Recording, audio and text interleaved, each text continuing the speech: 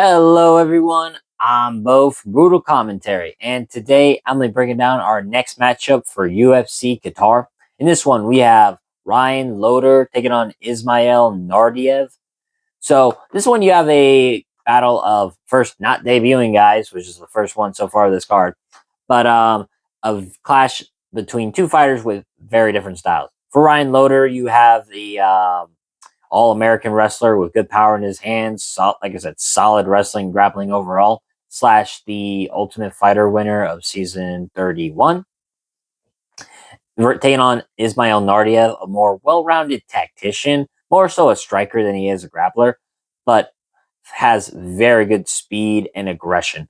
And so this is going to be a very fun clash of styles, and it'll be interesting to see who of these more bottom tier middleweights. I don't think they're the worst of the bunch or bottom of the barrel, but they are not. But they're definitely lower rung of this division.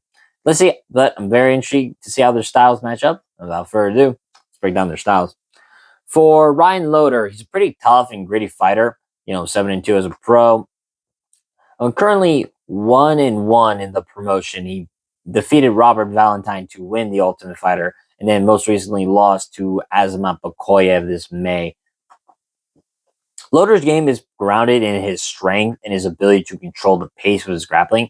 He's a pressure fighter who works well in close range, uses his clinch game and strong takedowns to get the fight to the ground. And once there, he's all about control, whether it's looking for submissions or just grinding out a win from position and ground and pound. Now, I don't think Loder is a slouch on the feet either. He's got decent striking, but it's his ability to close distance and impose his will that's usually what makes his striking as good as it is, because it's similar to Bo Nickel in a sense that these wrestlers who have good striking is mostly due to the wrestling background, and that explosiveness that comes from shooting takedowns often helps with explosive striking, like lunging in with an overhand or something like that. Loder has that similar style as well when it comes to striking. Now, also kind of improves somewhat during his work with Team Alpha Male, which actually is also, if I'm not mistaken, isn't he the wrestling coach in Alpha Male? If I'm not mistaken, if you guys know that, leave a comment, because I believe he does help Team Alpha Male with the wrestling. But if Loder, oftentimes, if he gets the opportunity to get his opponents into the clinch or take them to the mat, he makes them regret it. The question is, can Loder impose the same pressure against someone with the striking and movement of Ismail Naurdiev? Because you look at his only win in just looking at his win in the UFC, right? He fought Robert Valentine, who is more so a dynamic and creative striker, but he seemed to be too willing to play the grappling game with Loder, and eventually Loder was able to outposition him and get to the crucifix and go for the ground and pound against Valentine. It's going to be interesting against Ismail Naurdiev. Now, looking at Naurdiev, have not the best record, obviously, 24-8, and before he went back to the UFC, which is, I believe this is his second stint, he was 1-2 before defeating Bruno Silva at UFC 308. But, this is a wash, Bruno Silva, so how much really does that win mean anything? And then this June, he lost to Jung Young Park, who kind of just put on a typical Park performance, outdogged his opponent, even with that blatantly fucking illegal knee to the head. Now, for Naurdiev, pretty, I'd say, well-rounded, versatile, more so, like I said, a striker than he is a grappler/wrestler. Naurdiev has a dynamic, fast-paced style that mixes in his striking and movement with solid wrestling and control. He's an excellent counter-striker, uses his speed and fluid movement to avoid base shots while landing clean counters. His ability to fight at a high tempo and stay composed under pressure can make him pretty dangerous. Now, the thing is, he was able to. The reason why Park was able to beat him is because Park mixed in his striking and grappling very well. That's what he does.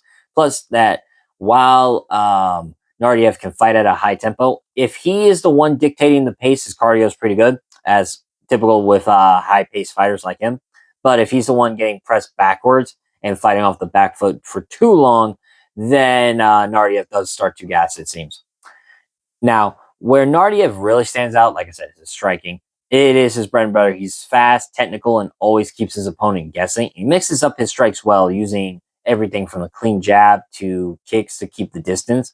But Naurdiev, and he is a capable wrestler, and he can use his takedown defense to avoid getting controlled or on the ground.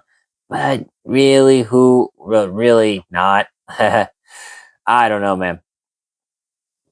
To be honest, I do think Naurdiev, like I said, he's very quick on his feet. And can fight out of positions at times, but man, I do not think his wrestling is all that impressive to me. I don't even know why I really think he could be well rounded in this fight, because you saw Jung Hyung Park is able to dominate positional controls with his wrestling, and in one of his other fights in what was it, Brave FC against Marcin Bendel, he literally got subbed in that fight. And that was not that long ago. That was 3 years ago. So that is some concerning. Plus, like I said, his only win so far in the UFC is to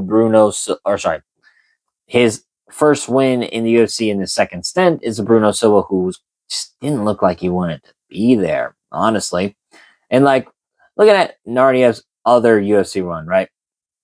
All right, so that's good. That's interesting. So like beat Michael Perez. He lost. Yeah, wow. He fought Sean Brady. I mean, sorry. Granted, Sean Brady's is about as tough as it comes. Also lost to Chance Renkator, or as well, and got wrestled there. But I do not think Naurdiev's wrestling is all that great. I do think if Ryan Loder can get his hands on him in the clinch and take him down, I think he's going to make a life hell for Naurdiev. But again, my biggest question is, can Loder catch Naurdiev? You know what I mean? So when these two styles clash, Loder's strength is easily his grappling. Like I said, he's going to want to close distance, clinch up, and drag the fight to the ground. He's not the fastest, but he's tough, and he always is looking to make it a grind. Naurdiev, on the other hand, is going to be the much faster, elusive, and more dynamic striker of the two. He doesn't want to get it into the dirt or grinding fight. He's going to want to keep this at range, control the pace and movements with clean striking.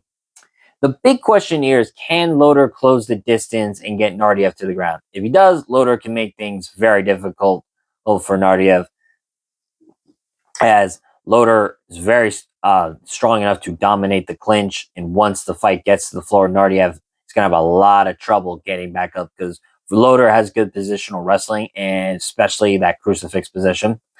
But it is easier said than done for me to think that Loder is going to be able to catch Naurdiev, because Naurdiev's speed and ability to avoid the clinch is going to make it very hard for Loder. And because we're going to be in an arena in this game, and because we're not going to be in the Apex, we're going to be at a live show, we're going to have the normal cage, which is going to be more beneficial for Naurdiev, as it's going to give Naurdiev much more room to move around. Now, another thing that, as I think, are going to be crucial besides the movement, is the striking defense are going to be crucial, because if he can keep Loder at the end of his strikes and avoid the clinch and dictate the pace with his footwork, I think Naurdiev is going to be able to out kickbox Loder for vast majority of the fight. Now, obviously, if he keeps the victory, Loder, it's very simple. Close the distance, get the clinch, and then drag Naurdiev down to the dirt. And just look to grind as much as possible. Hey there, right, kitty. For Naurdiev, it's basically put on a very nice kickboxing roar. Basically do what he did to Bruno Silva, right? Mix in that striking, not mix in striking and grappling, but mix in his different striking attacks.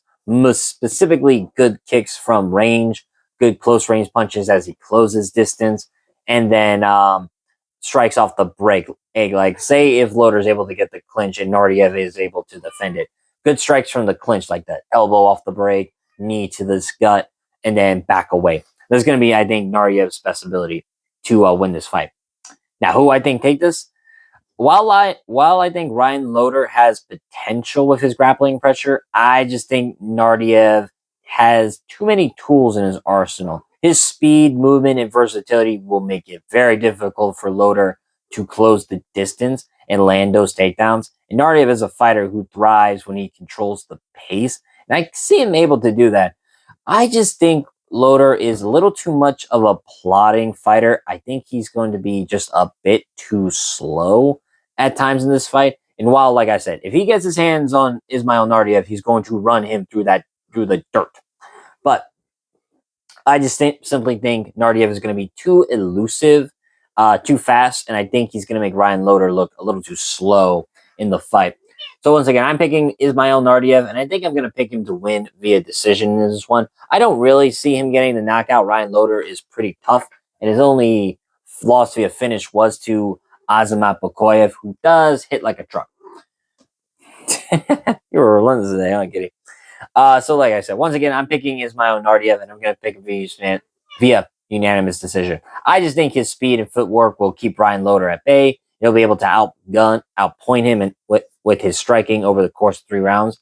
I think Loder might have his moments. He might be able to close distance at times and get the clinch in, but I just don't think he's going to keep up with the pace of Naurdiev. But with that being said, I've been Bo from Brutal Commentary. If you liked the video, if you enjoyed the video, like and subscribe and leave a comment down below. But until then, stay calm, stay respectful, and enjoy the violence. I'll see you all next time.